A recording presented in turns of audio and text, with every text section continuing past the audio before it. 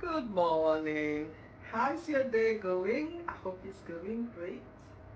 All right, this is you, Jay, and I'm hoping I'll bring you a lot of goodies from my experience. So really, I don't have anything to say will be my focus, but I think it will be about how to improve your family life in general.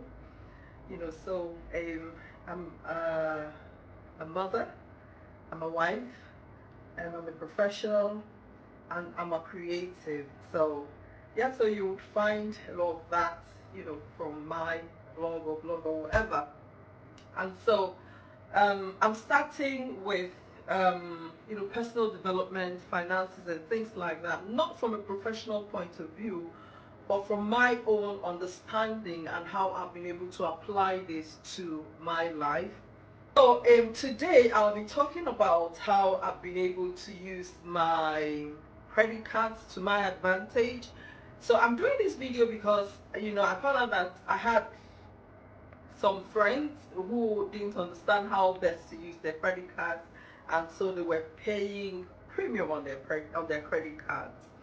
And I was surprised that they didn't know about it. So I thought, okay, it's something I could share with more people. So um, one of the things you need a credit card for is that you need it to build your credit in developed countries. So if you are in the UK or you are in America, this would work for you. Australia or any of the developed countries, right? So it will help you build your credit. Now, coming from a country where we're always very cash, it's a cash economy, it's difficult. A lot of people go, oh, I don't want to owe, I don't want to owe. But you see, here,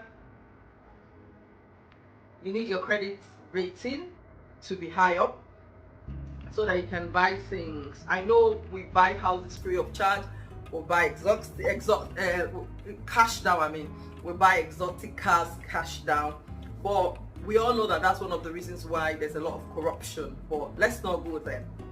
So, what a credit society does also is that it builds credibility and it tells you who you can give something to. It's one of the reasons why a lot of businesses can't really scale or can't really survive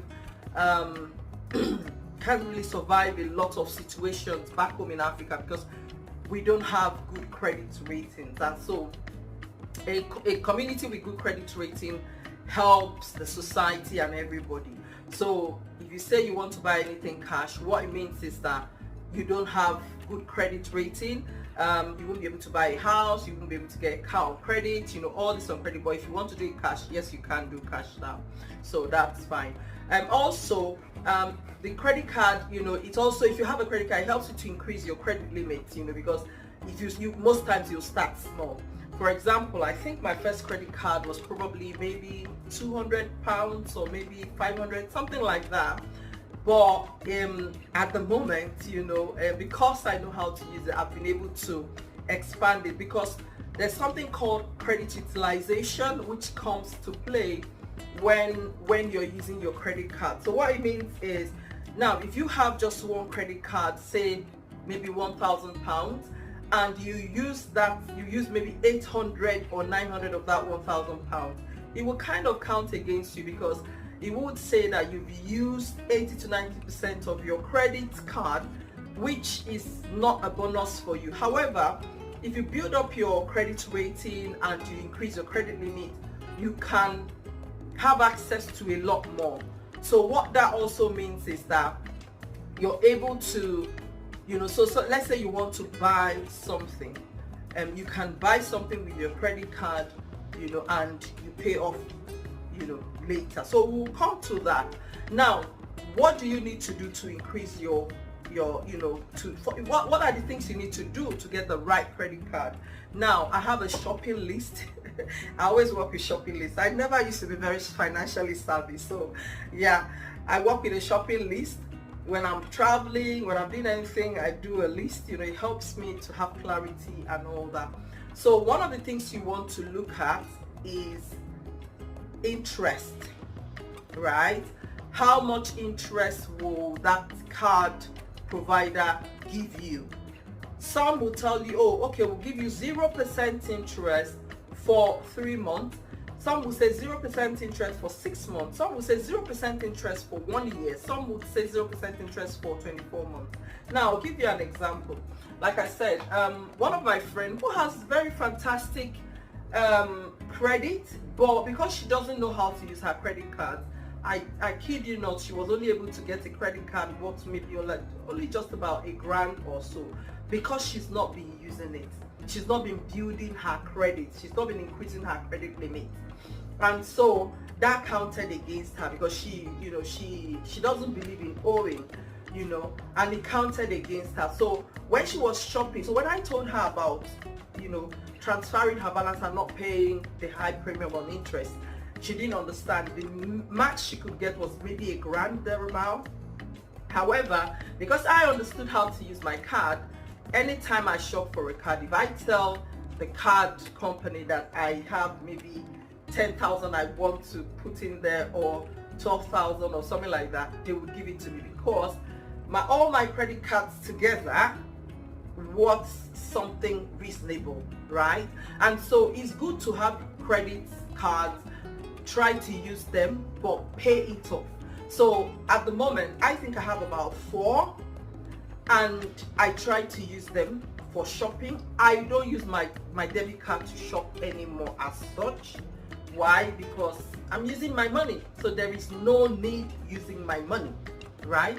So what I do is I run the home using my credit cards, and what that also does for me is that I build my credit. So when I go shopping every week, I use a credit card, and at the end of the month, or maybe in the week or something, I pay it. So if I get paid, I pay off that credit card. Now what it means is that I'm using the credit card, I'm servicing it, but I'm not paying interest on that credit card, right? And also when I'm shopping for my credit cards, I don't go for credit cards, I compare it anyway. Most times I don't go for credit cards that would ask for fees, right? My credit is reasonably good, so I usually don't get those options, because like I said, I've been able to manage it. So if a credit card with fees is all you have, when you're looking for one, you might just want to start with one, with a really low fee. Most of them come maybe with £1 or £2, a month or something like that. But because you want to build your credit, you know the value of what you're doing, it might be worth it for you to pay, right? And so some other things you want to look at is, the kind of rewards they have on it, bonuses. Some will tell you that when you go shopping, grocery shopping and things like that, you get bonuses. Some can tell you, like I said, some of the bonuses you also get is maybe a certain percentage off at the start of using that card. So for example, when I'm shopping for a card, one of the things I look for is a card that would allow me maybe 18 to 24 months, 0% interest. So what that means is, say for example, I have an old credit card, right, that has maybe like £10,000 on it, and I really don't have that money to pay it off. What I can do is do a balance transfer from my old card to the new one. Now when I do that balance transfer, I'm charged a certain percentage. This is how they make money. They will still make money. However, you pay just about 2.9 or 3 to 5%, depending on, so these numbers depends on your peculiarity. 2.9 to 3, from 2.9 to 5% off that of the amount on that card. So let's say I have 10,000 I'm owing on a card, and I want to transfer it to a new card, right? I need to first shop for a card that will give me at least £10,000. A card that will give maybe like £12,000, right? Now, if I do a transfer, because I said something about credit utilization, if I now do a transfer of £10,000 to the new card, the new card company will charge me between 2.9 to 5% for doing that transfer. And what it means is that in that 18 months to 24 months or whatever period that you've been given that card, right, you don't have to pay off all your money. So you take your time you check how much you have. So let's say you're owing £10,000. If you've told yourself that in a year you want to be able to pay off maybe £4,000 or £5,000, it's okay, right? So you do that, pay off the £5,000, and if in another year you're able to offset the whole £10,000, that's fine. Remember, chances are also that you might be using that same card to also shop and do other things, right?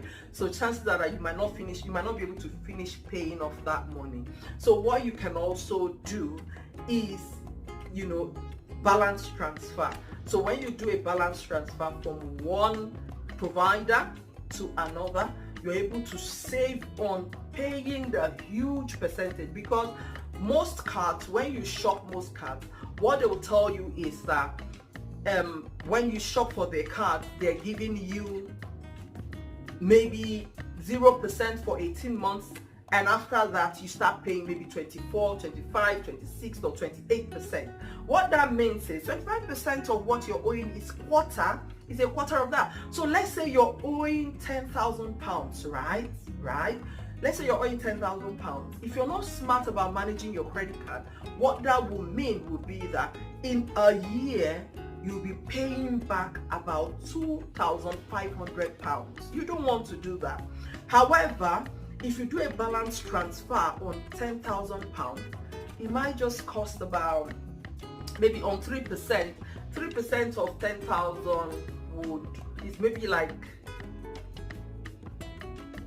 what's 3%? Okay, so 1% would be about 100, and yeah, that's about 300 and something. So now what it means is that on 300 and so what it means is that on 3% you get about 300 and something pounds payment, right, to be made for you to now have laxity to pay off maybe another 18 months to 24 months, right?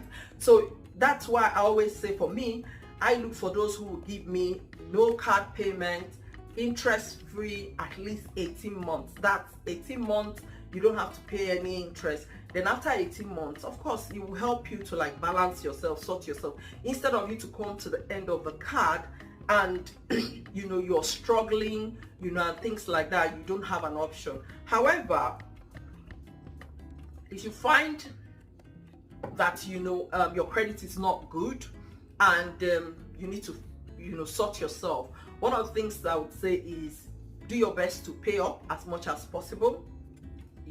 That's the only way. If you can offset it, and things like that. So I hope this has been helpful.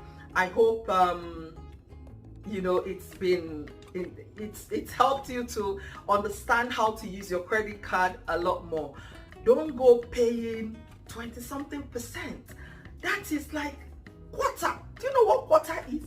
Quarter. One pizza, cut it into 4.